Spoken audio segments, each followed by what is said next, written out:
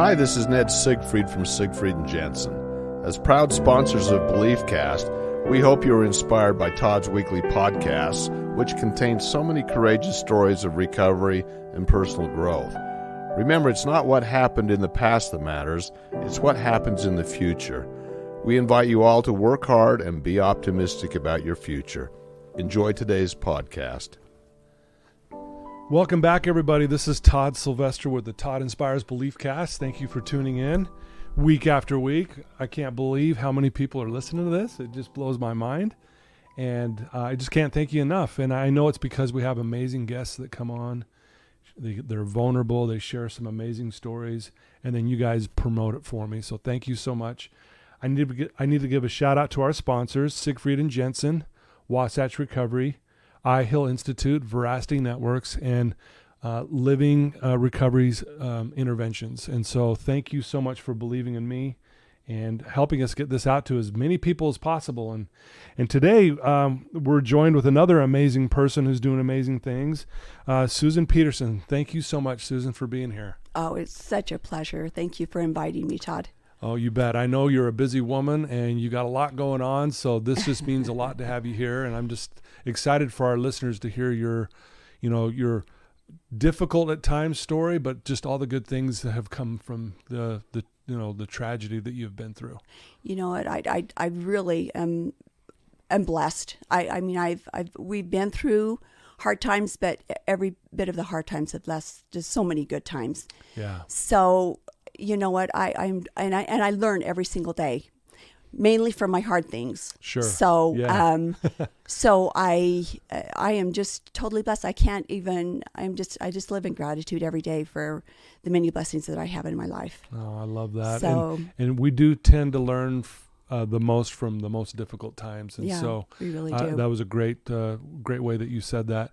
Well, to get started, before we get into the bulk of your story, I want people to kind of get to know you a little bit. So okay. Tell us where you grew up and maybe a little bit about your childhood.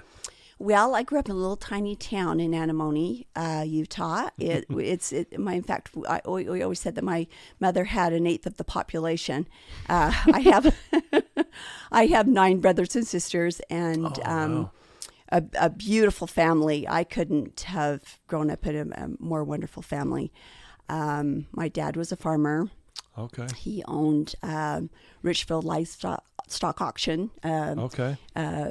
Also raised alfalfa, potatoes. Spent a lot of time driving tractor for my brothers while they were hauling hay. That's where I learned to profanity, to swear with the best of them. Yeah, I can bet. I bet. Comes with the territory. If you get up in fast and testimony meeting, and if the swear words fly, you don't even notice them in a small farming town. Yeah. Well, and then I would imagine too, also what comes with that is just hard work. Hard work. At the age of 8, I was driving tractor for my brothers, but all of us had to have a job. I got my first job when I was 12 years old. Oh, wow. And we had summer jobs. I was a cheerleader in high school, and my folks, had 10 kids, so I had to make my way. Make your way. And that's the best thing that my parents could have ever done. Give me a work ethic, right? Along with the many other things that they taught me, a good work, and it's been that way with all of my brothers and sisters. Yeah. They've learned every one of them has learned how to work. Wow, I love that, and I think it really is that simple. And I say this because, whatever we are struggling with, even if it's addiction or whatever, if we will put in the work, mm-hmm. if we will dig deep, and I know it's not always easy at all. No. But that hard work, it really is such a gift, isn't it? Isn't it? I mean, I tell my kids that, and I have always been so grateful that I have, grew up in. Sorry about that. No, good. Hey, that's what I love about our we were just talking about this, that, hey, we're going to make mistakes. And the phone might ring. We might do a few other things. But because guess what? We're real people and we're just living our lives. And again, it's all good. Well, I answered the phone for our foundation because we try to keep our costs low. And so For sure. I answered the phone. And I have clients calling me all the time. So sorry about that. No, you're good. And we're going to get into that foundation here in a minute and talk about what you're doing there. So what were some, other than the hard work, what were some other great lessons that maybe you learned from your family? Love. When you grow up in a home of, we lived in this little tiny 1,500 square foot home, and the 12 people, one bathroom. Yeah. You learn how to get along. And, even though you're brothers and sisters and you think that there are some similarities, all of us have different personalities. All of us are different. Mm-hmm. And so I learned how to recognize everybody's different needs and wants, and learn to love them for that. Yeah. That was probably the biggest lesson and I've always just said that if you can just learn to love somebody, if you can just pick something good about someone and maybe go off that instead of judge them right off the bat. Because a lot of times, and me myself, when you first meet somebody and they say something, sometimes you go to them in judgment. Right. And if you can look at them instead of judge them, love them for something that they've said or love them for something that they've done. Yeah. Look at the positive. Yeah. So, and I learned that growing up with that big of a family in such close quarters, Yeah, I can't imagine sharing one bathroom with all those people. Yeah, we finally got a second bathroom when my brothers were a little bit older. I'm the seventh of 10. Okay. So we finally got a second bathroom. That was pretty awesome. We celebrated that second bathroom more than about anything in my life, I think. For sure. So. Well, I agree with that. Love is so powerful, and especially now in this world where we're at, and it's always important. Oh, yes. But even more so now, it feels like, right, where the world is and kind of what everyone's kind of struggling with the pandemic, and love is definitely so important and so needed, right? Oh, yes. Yeah. And it's, and I think that there has been a lot of hate going around, with political stuff that's been going on and everything else. And so I just go to love. That's the first place that I really try to keep my heart is in gratitude and loving life and being grateful for everything. Yeah. What a great message, Susan. Thank you so much for sharing that.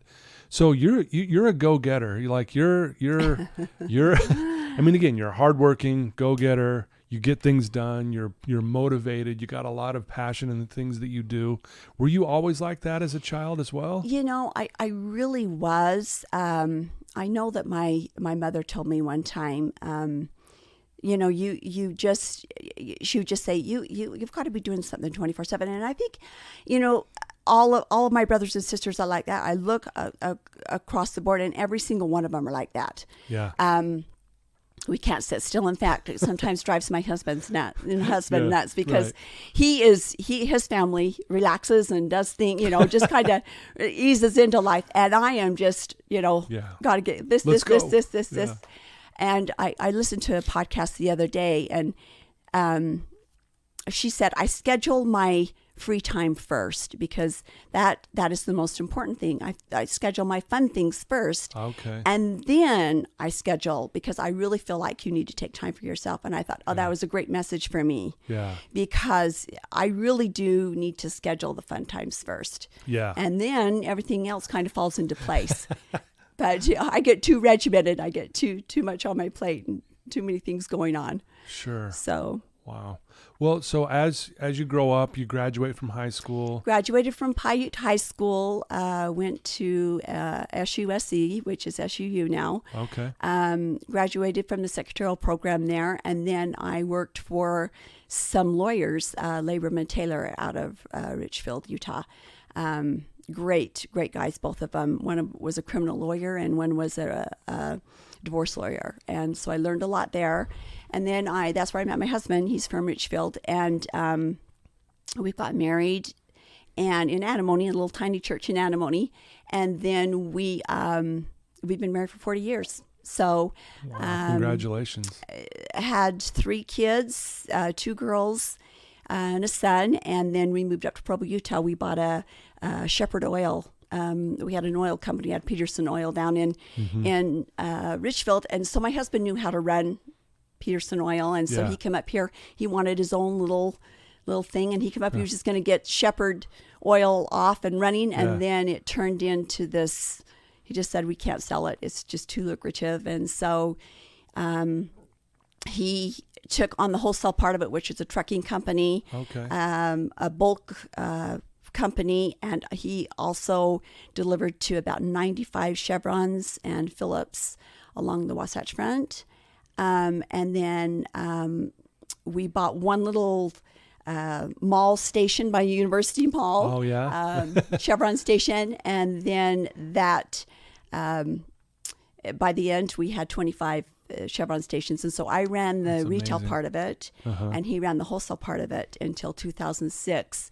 And a company came in and bought us out from Texas. And then we kept 4 of the stations for our kids to run. They had grown up running stations. They went to work with me every day. And so they knew how to run stations. Teaching them the hard work that you learned, right?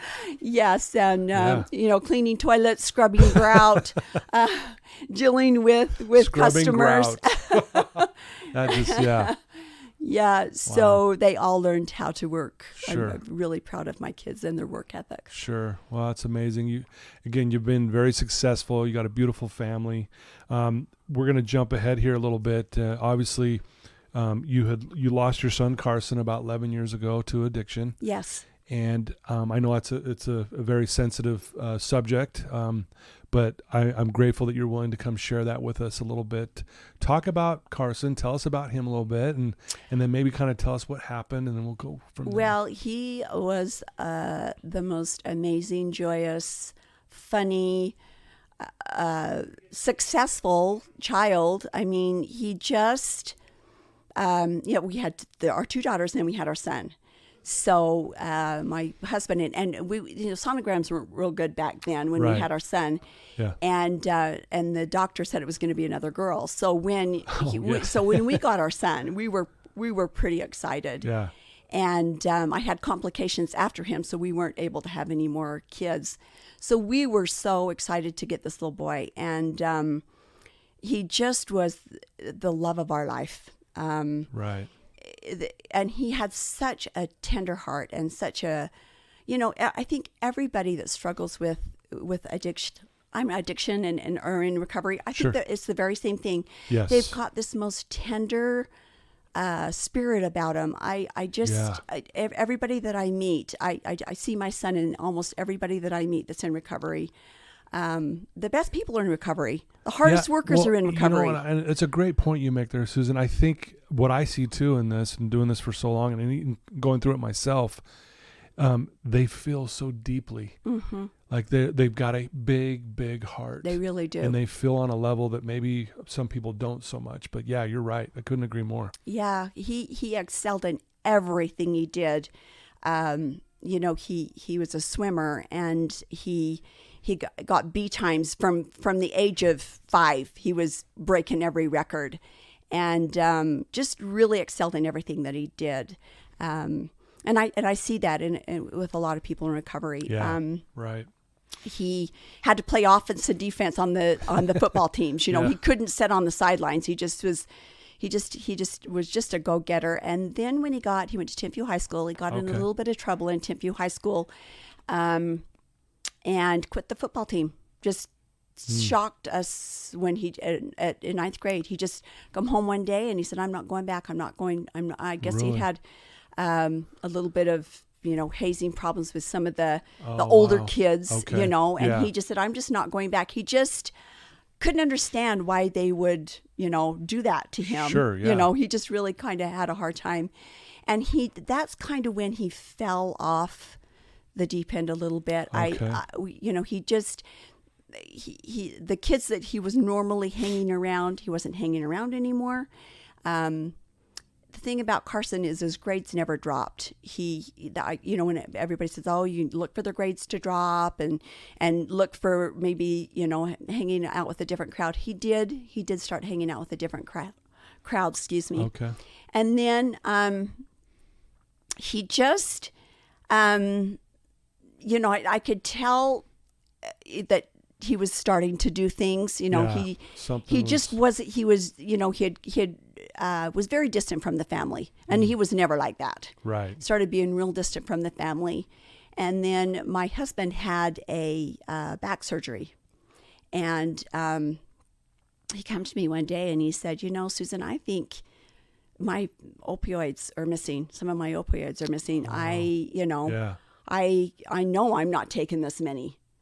So we started looking into things, and he had been experimenting with some opioids, and I know that he had smoked marijuana before that. Yeah. And then I think that was his drug of choice. In fact, I know that's what his drug of choice was. We had to send him to a Second Nature camp out in I think somewhere out east, and we really felt like that might shock him into a nature program and wake up, and so that was kind of the first thing that we did for him, and he came back his junior year in high school and just wasn't doing well. He wasn't our son. He was a whole different person. Yeah. It just totally changed his personality. Oh, wow. So anyway, we got him out of Timpview High School, and we put him in Gateway Academy, which is a private school up here in Salt Lake. Yeah. And it was for kids that were struggling. Yeah. And that's where he graduated. And he graduated with a 3.8. Wow. I mean, he just did really good in his studies. He never fell back in them. But he just struggled with drugs all the time.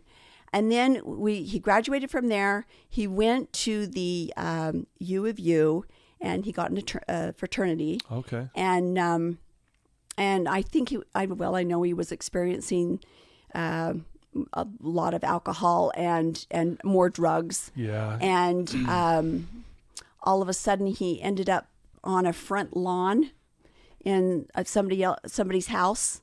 Went right off the road into somebody's front lawn, and his car just stopped, thank goodness, right before the front door.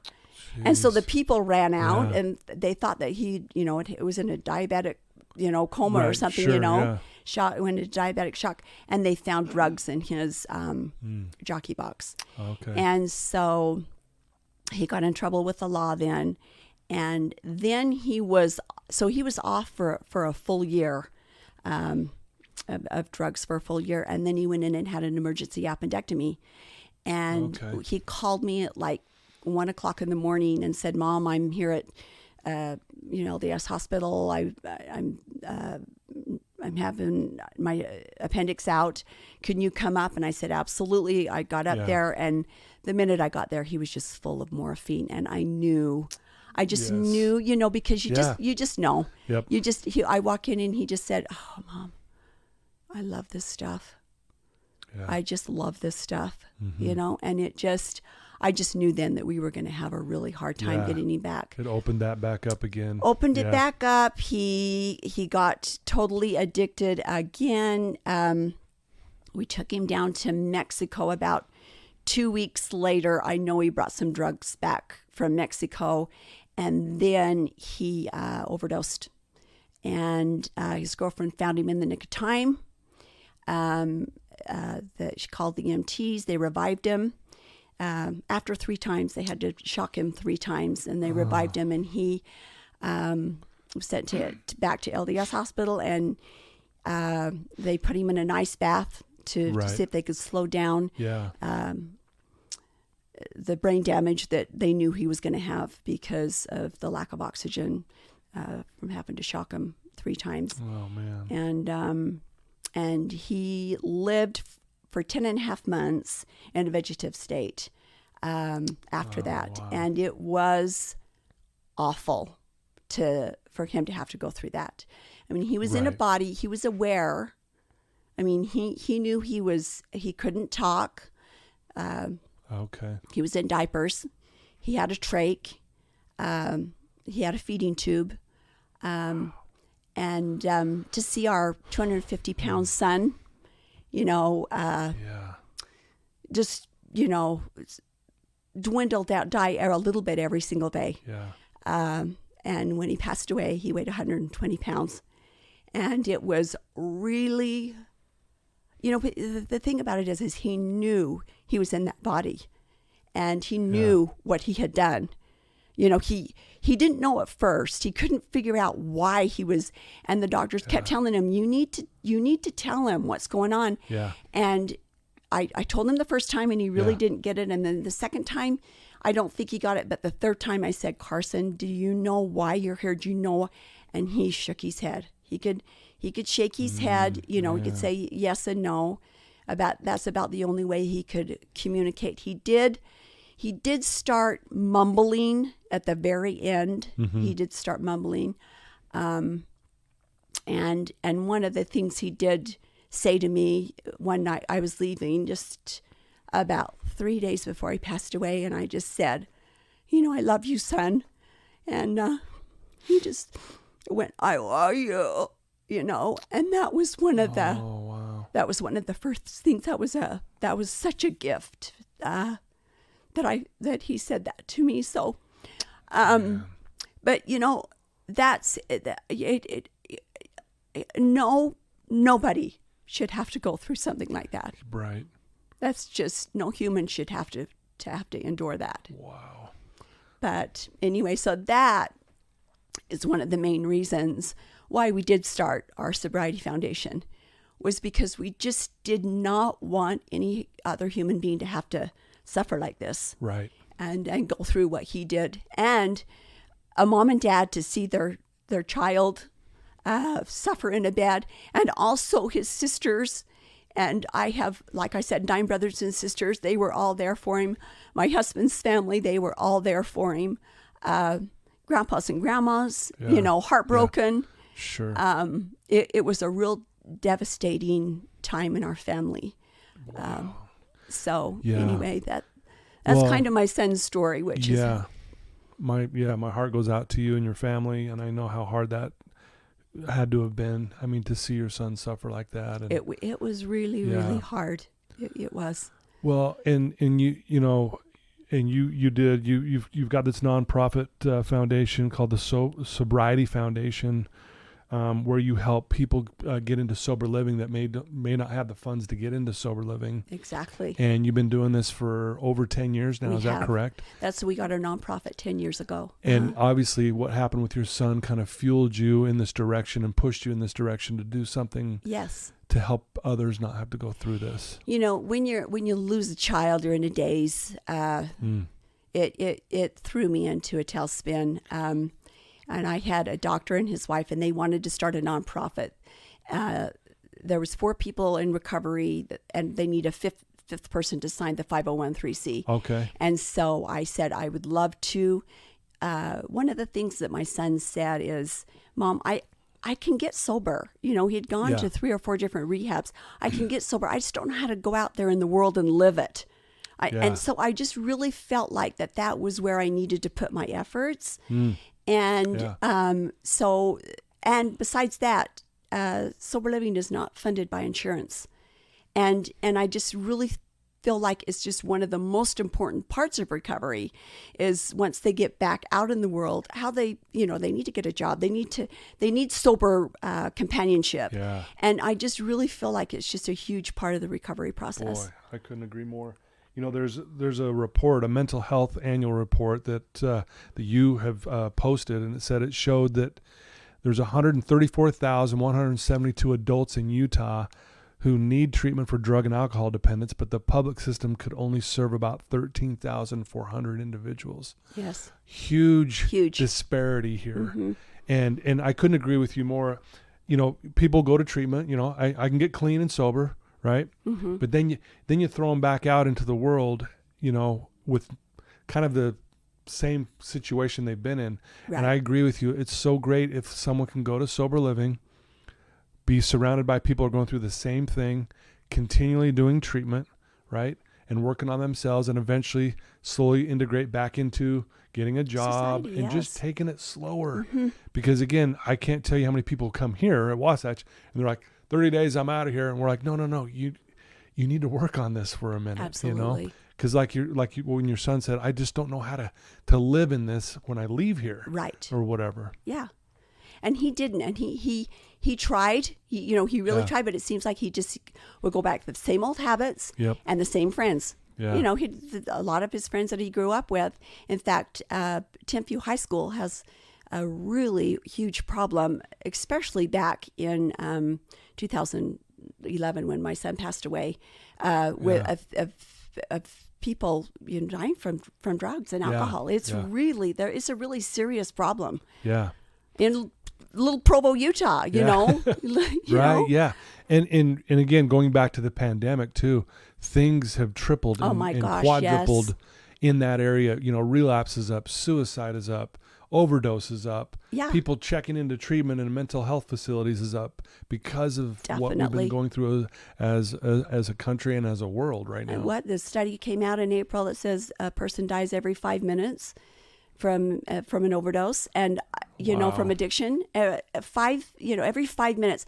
And I just think, if we were losing people to any other disease or any other form, if they were dying from an airplane crash or a car crash, I mean, it's more than car crashes and gun violence. Yeah. It's even more than that. And I think if people were, and you don't hear about this a lot. Yeah. You don't hear about overdose deaths. Yeah, you just don't. And I don't understand that. It's almost like everyone's desensitized to it or something. Exactly. It's almost like, I just don't get it. Yeah. Well, and again, that's why I love what you're doing at the Sobriety Foundation. Why don't you tell our listeners exactly what that looks like for you? What do you guys do? Okay. And maybe kind of explain your goal and mission there. All right. Well, what we do is we try to help people that don't have the funds for sober living. And what they do is they go on sobrietyfoundation.org and they fill out an application. Okay. And we can only fill about 30 to 35% of the applicants that we get in. There's such a need for sober living in the state of Utah. Yeah.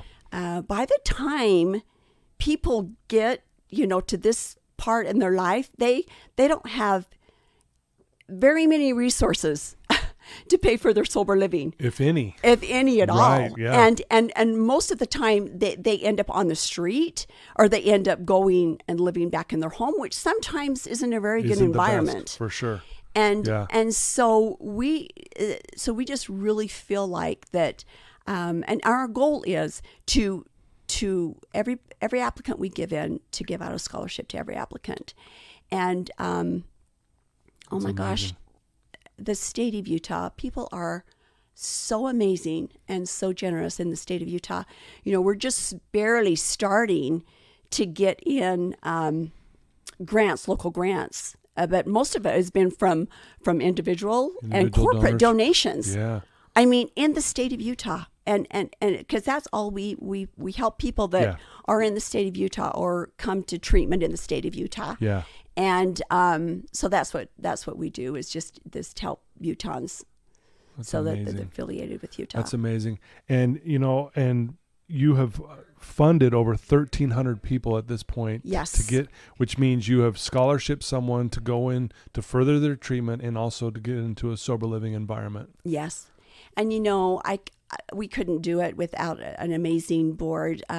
We've got an amazing chairman and an amazing co-chairman, and I'm the secretary treasurer. Mm-hmm. I've got a niece that has been with me since the inception. She does all of our IT work because her aunt knows nothing about IT work, and so I can't do much about that. She's always guiding me through that part of it. Yeah.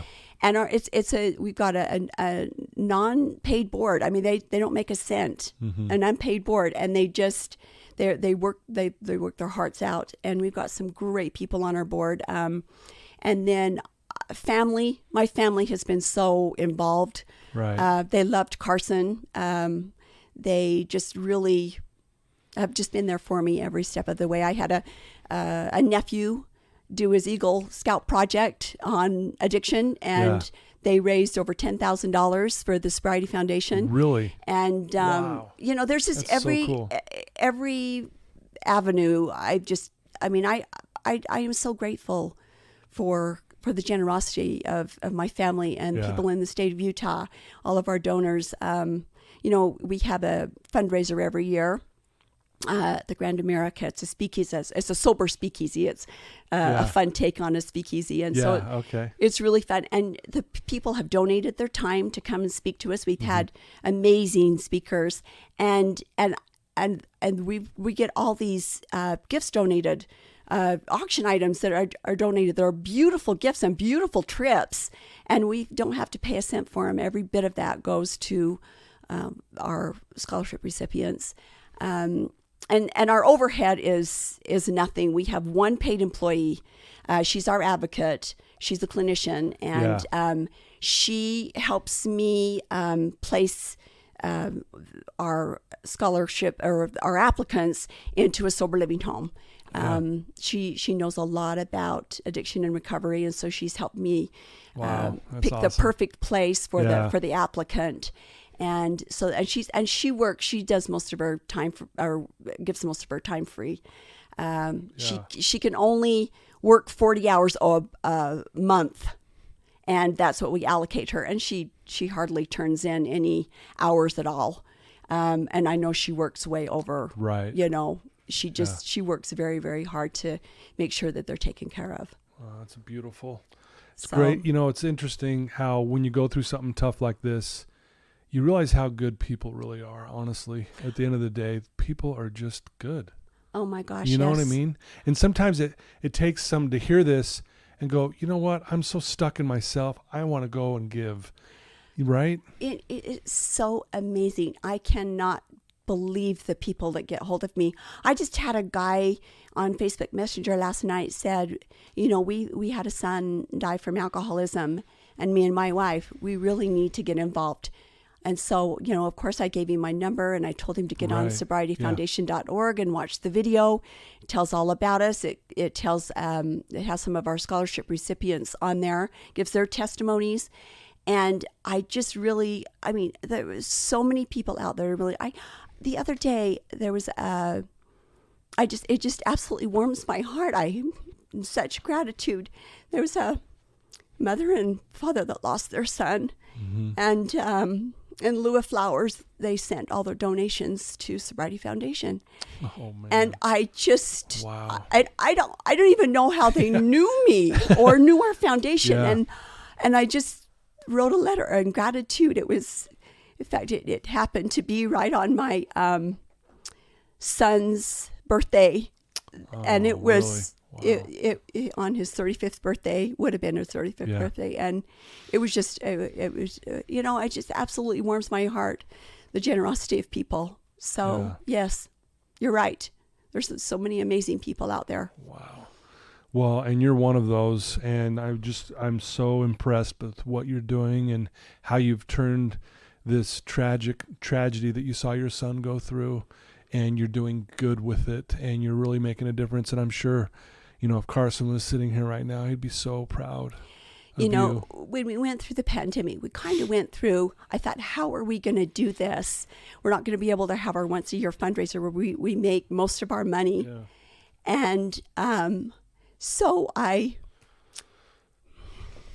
just got down on my knees and I just said, if this is what I'm supposed to be doing, lead me in the right direction. And, I could not believe we had a virtual fundraiser, and we normally help over 110 people a year. Right. During the pandemic year, we were still able to give 93 scholarships out. Wow. And Amazing. we just, my chairman and co-chairman got together and we totally reorganized our foundation so our overhead was even less than it was before. Yeah.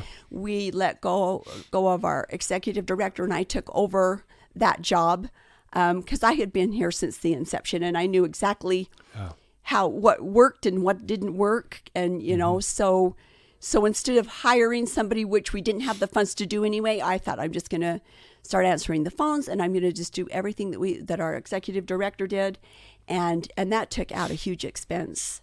And so that's why we were able to still do that during the pandemic, is give out 93 scholarships. A miracle right there. That's it beautiful. was. Yeah. It was amazing. And I, like you said, I really feel my son really pushing this along. Yeah. I really feel like he's out there saying, Mom, he's had a lot of his friends pass away from drug overdoses. And a lot of them, haven't had the money to do anything, even go to, and haven't even had the insurance to even go to the initial part of rehab. So, I really feel like he's up there cheering me on. Absolutely. Absolutely. Well, if someone's listening to this right now and they want to give and they want to donate, they want to learn more about your foundation, where do they go to do that?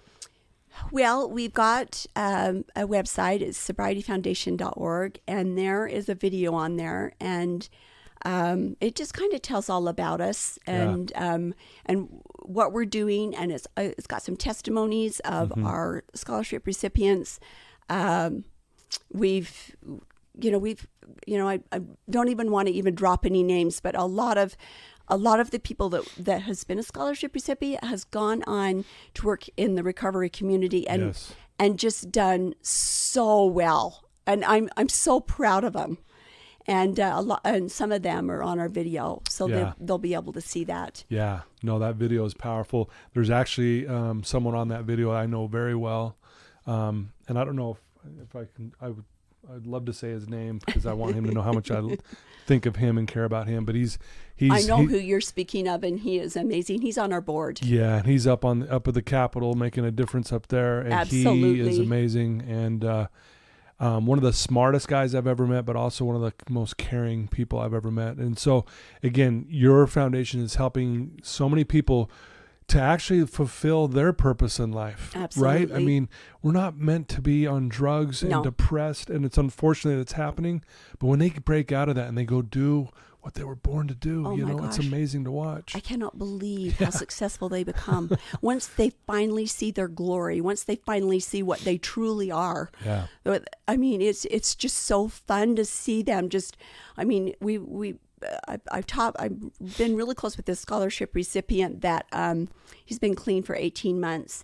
And to see his growth in the 18 months, he went to 16 different rehabs. Wow. And finally never did go to sober living. Oh. And the first time he went to sober living, he says that was the key. That really changed my life was learning how to live sober. Absolutely. And the sober living facility helped him find a job.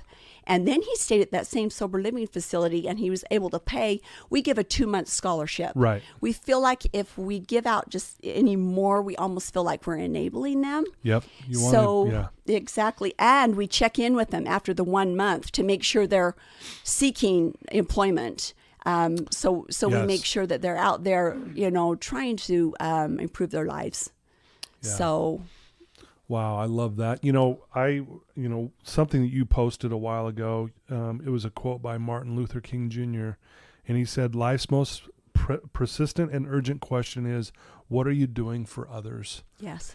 And what's cool is not only are you doing this for them, then you see them get their lives back on track, and then now they're giving back, doing the same thing. Now they're helping other people. Absolutely. It's interesting how it just kind of, passes along. Snowball effect. Yeah. Yeah. I love it. Well, I love what you're doing. I'm going to ask you another question. If someone's listening to you right now, Susan, who's struggling, they're in a dark place, they're just having a rough time, and I'm sure someone listening right now is actually in that position, what would you tell that person? What would you say to them that might help them? I would just tell them that they are absolutely, utterly amazing, and that their life is worth it. Every bit of their life is worth it. I know that they get down in the dumps, and I know that they do not want to be, nobody wants to be addicted. Nobody wants to be addicted. Nobody wants to be homeless. Nobody wants to live this way.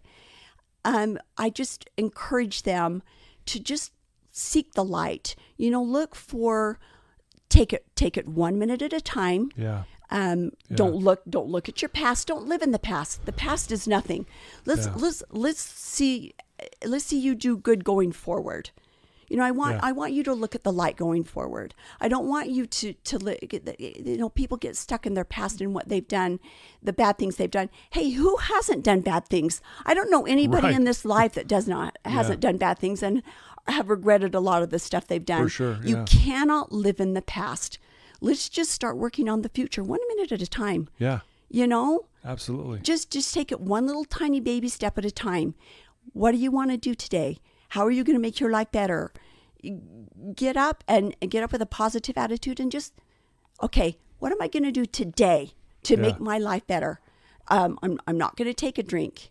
I'm going to seek out help if I need help. Sure. And hopefully you've got somebody that you really feel in your life that's uplifting and really cares about you that you can go to. Yeah. And go to them. Forget the negative people. Don't forget about the people that tear you down. Go to the people that are positive and really care about you and really want to see you succeed in life. Yeah.